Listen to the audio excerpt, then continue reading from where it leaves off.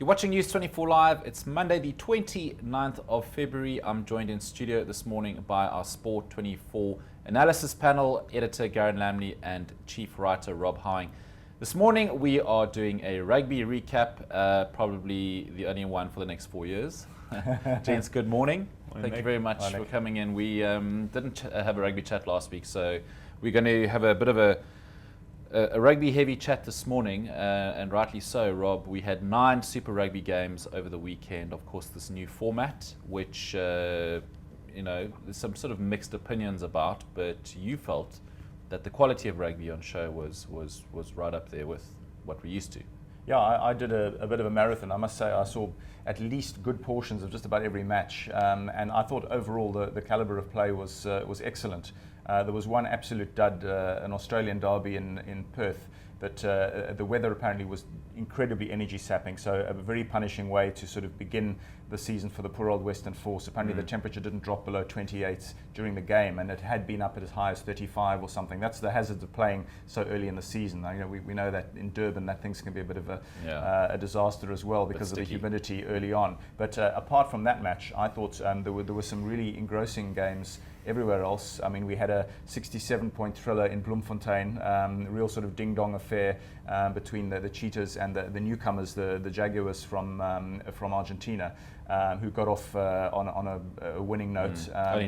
Only just. And of course the other big talking point, Sunwolves' entry into the competition for the first time. I thought they were pretty resilient against the Lions. I didn't think the Lions were at their best, so maybe you've got to put it in the context of perhaps the Sunwolves are still going to find it a bit of a struggle. The other downer was of course the Kings. I'm sure we'll get around to that. But I've got to say, on the whole, I thought there was some tremendous rugby, fantastic tries. I thought some good defensive organisation across a lot of teams, considering it's so early in the season. So I was actually quite surprised. I'm not a great fan of this format. I still think down the road is really when we're going to have to judge it. First day, let's face it, everyone's sort of keen and motivated, and you tend to get bigger crowds. The novelty factor, once that novelty factor wears down and we get into the real sort of the nuts and bolts of Super Rugby, perhaps we'll see some of the damaging implications of the sort of expansion. But I must say, round one for me, it ticked a lot of boxes. Okay. Garen, what stood out for you? I mean, when looking at some of the strong performances, the Brumbies just blew away the Hurricanes. Stormers had a good start, as did the Chiefs.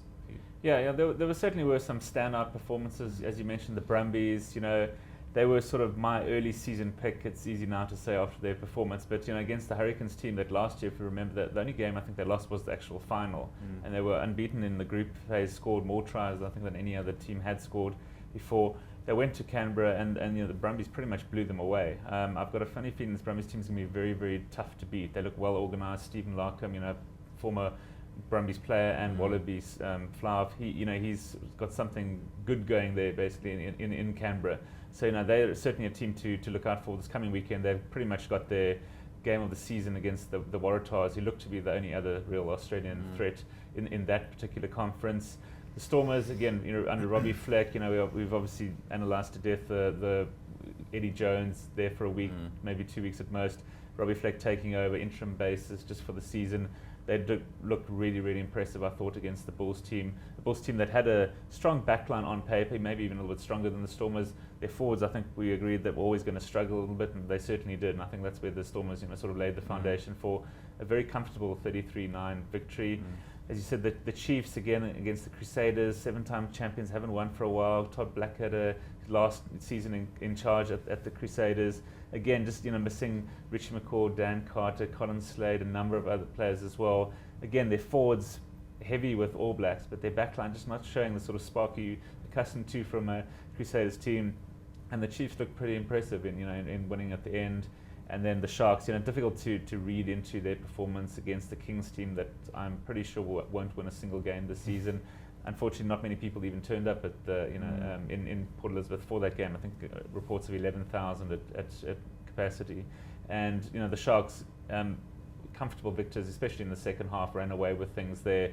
They look to have a pretty formidable team this year. They did really well in pre-season. unbeaten to date, but they've got a couple of tougher games coming up, starting this weekend against the Jaguars, who are, if they get their discipline right, I think will be a bit of a force. And then obviously they head to Cape Town for a match against the Stormers, which is sort of mouth-watering in week 3, and really looking forward to that.